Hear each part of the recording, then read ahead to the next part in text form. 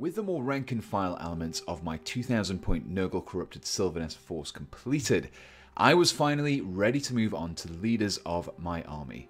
I intended to lean heavily into the casting side of Sylvaneth, and so I had decided to settle upon a L'Oreal and a Warsong Revenant to lead my forces into battle. And in this video, it will be the latter that I'll be focusing on. As such, I started out with the Warsong Revenant kit, but before I go on, let me just give this guide a 3 dead animal bits out of 5 for difficulty. There aren't too many extra parts needed, but there is quite a bit of resculpting with green stuff required. After clipping away all the parts required to build the main part of the torso, I then cleaned away any mold lines and sprue tabs before getting started with the conversion. My intention here was to match the style of this Warsong Revenant to that of the Tree Revenants. This time around, it would be a little trickier though. The Warsong Revenant's hair and head is partly sculpted onto the torso, which meant that I had to break out the clippers. I carefully cut away the hair from the torso as well as the head, cutting back carefully and slowly in order to retain the shape of the shoulders and the neck. While I had my clippers out, I also cut away the left arm just below the upper deltoid part of the arm.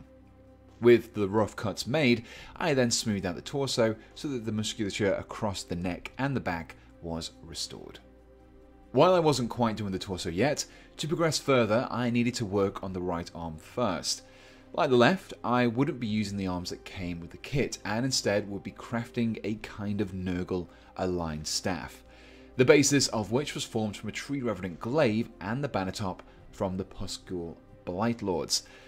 I started by clipping away the glaive blade as well as part of the foot of the glaive. The direction of this small detail didn't quite match up with the direction of the banner top, so it needed to go. Similarly, the small protruding section of the banner top was also cut away. With both the staff and the banner top adjusted, I set about smoothing out the contact points. Attaching the stave to the banner top with just glue would result in a fairly flimsy bond. So to strengthen this, I decided to use a little pinning. I began by drilling a hole directly into the center of the glaive's handle, where I intended to attach the banner top. This was followed by another hole being drilled into the banner top so that it mirrored the position of the previous hole. A 1mm diameter drill bit was used for both of these. I then superglued a small piece of 1mm thick wire into the hole in the glaive before clipping away some of the excess, making sure that the protruding wire was no longer than the banner top's hole was deep. Finally, the banner top was attached with more superglue, completing the magical staff of Nurgle and creating a much sturdier bond. After giving the superglue a chance to dry, I then brought in the torso and compared the fit of the new arm to it. The joint was very nearly perfect already, but a little trimming would ensure a solid bond.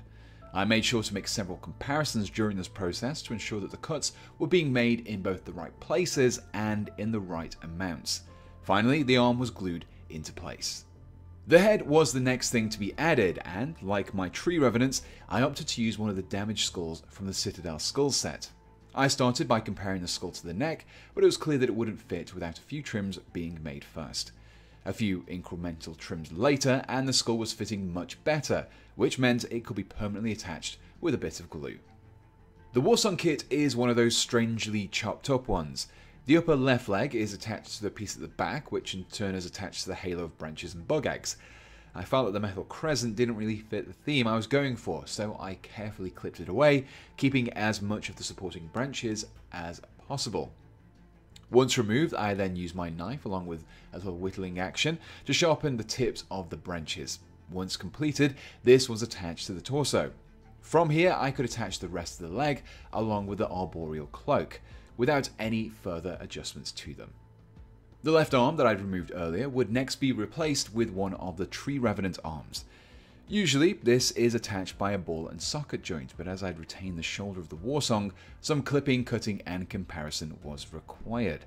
Once the arm was at a more reasonable length and could sit flush against the shoulder, it was glued into place. While the bulk of the Warsong Revenant had been completed, it was still missing one iconic feature of my Nurgle, and that was the large distended stomach. Like with my Revenant, this was created by taking a Plaguebearer torso and clipping away the chest. I made an initial comparison against the Warsong to identify where I needed to make my cuts in order for the stomach to fit against the raised leg.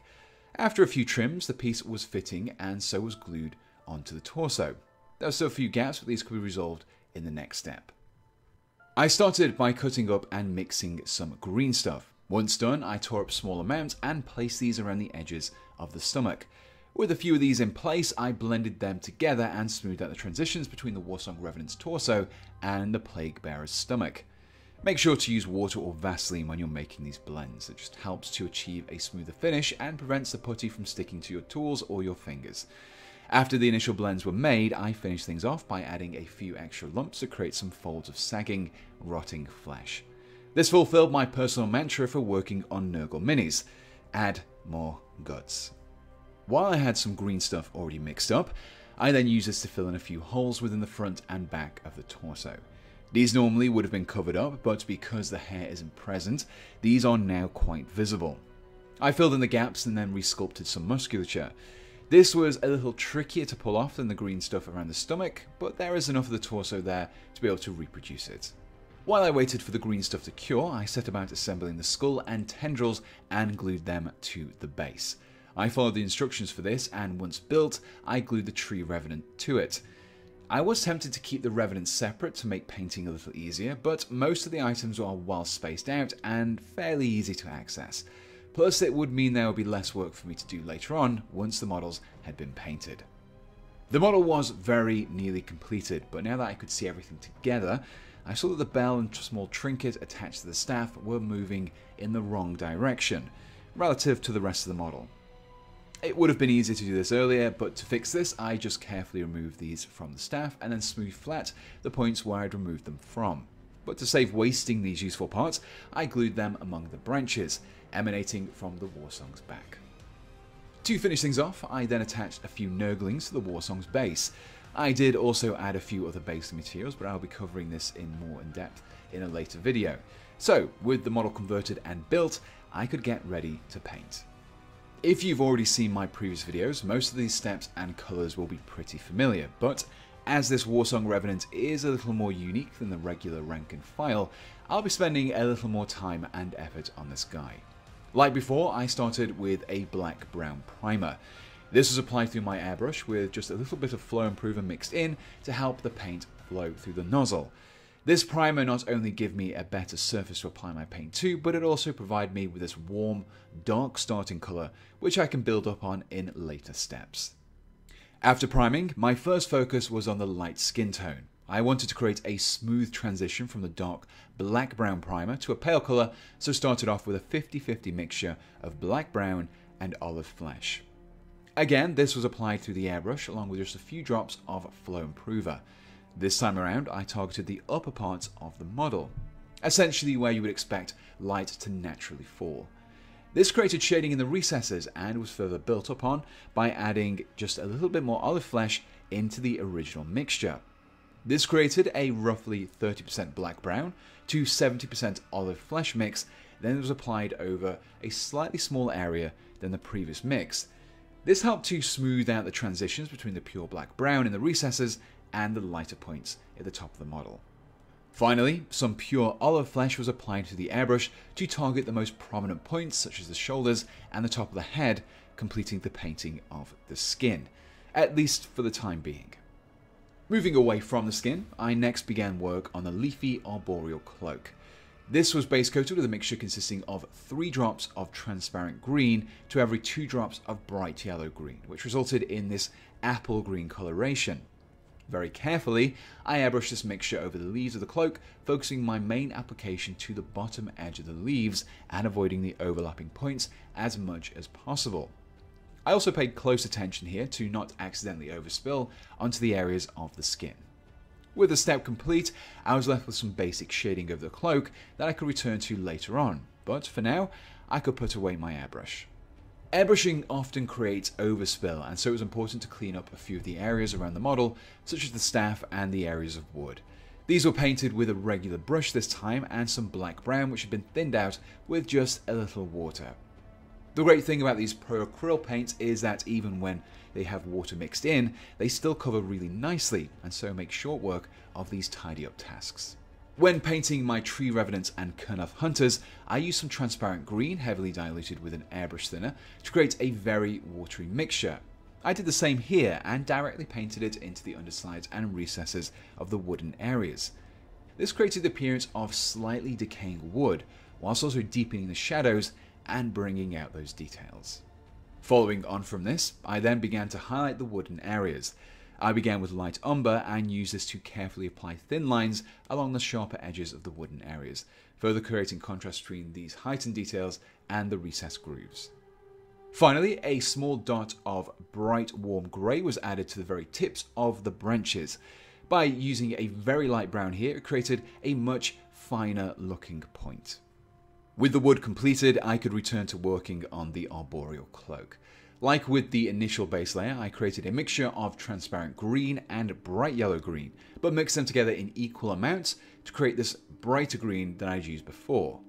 This mixture was then dry brushed over the edges of the cloak.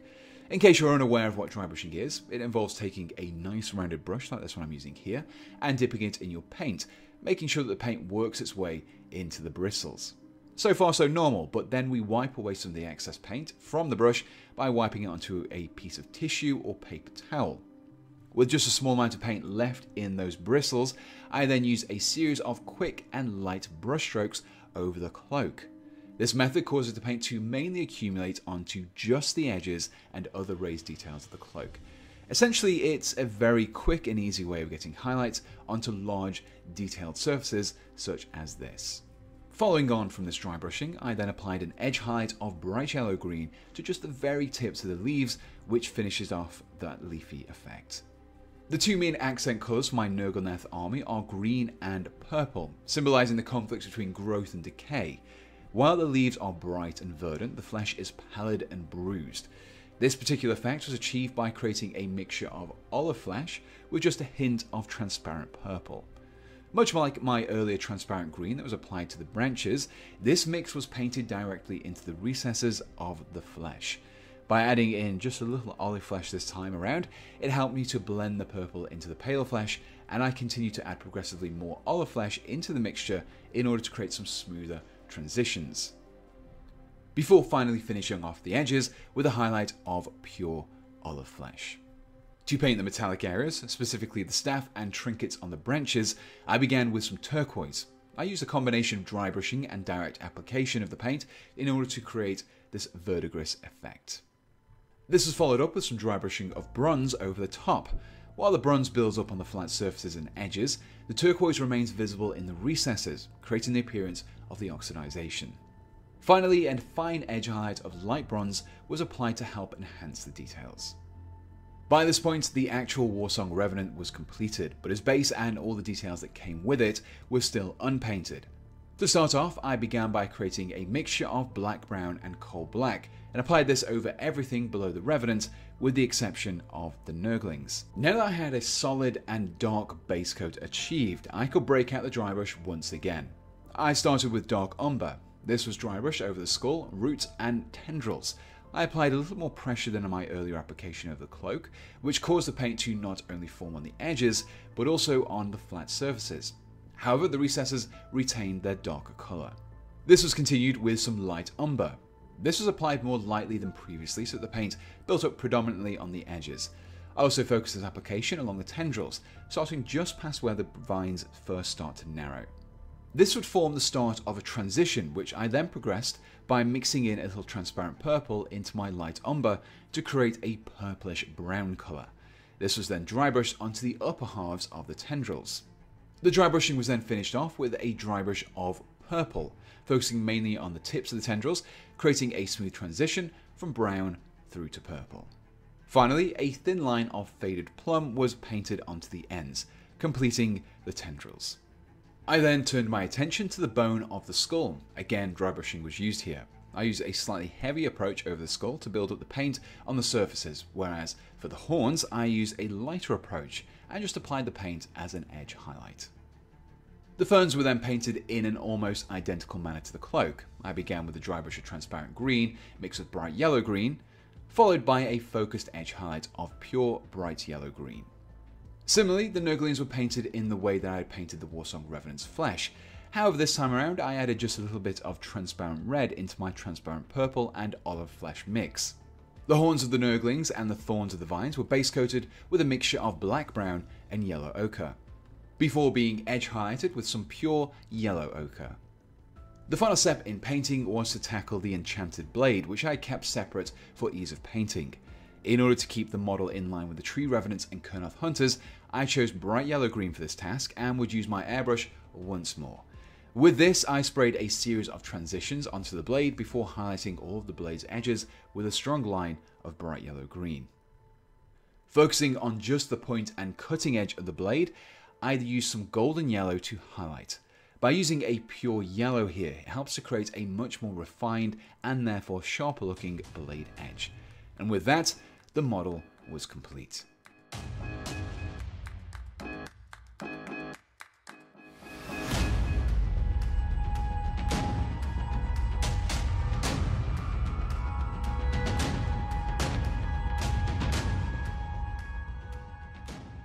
And here we have the completed Warsong Revenant.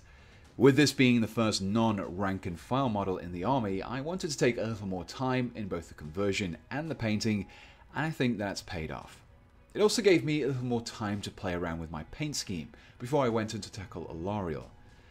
I was also a little unsure about how to approach this model, with some of my initial ideas leaning more into the Blightlord's territory, but I think that keeping with the theme that I'd started on the Tree Revenants made the most sense here. So if you're enjoying this series, make sure you subscribe to be kept up to date with when the subsequent videos are released, and if you haven't already checked out my previous guides, I'll link them above and below. I'll also include some affiliate links in the description, which will include all the paint and kits used in this video. So if you're looking to try out some of these things for yourself while supporting me in the process, I would be extremely grateful. Speaking of which, let me just say a huge thank you to my ever generous supporters. Currently, my top supporters on Patreon are Chronic Gamblings, Jonathan Hart, Berserker, Daniel Dowling, Dakota the Destroyer, Jake, Jeremy Kaup, Jesse Smith, Casper Lindberg, Casper Strand, Lyconian Primarch, Merrick, Mr. Grimm, Nice OJ, Swedsman, and Tim.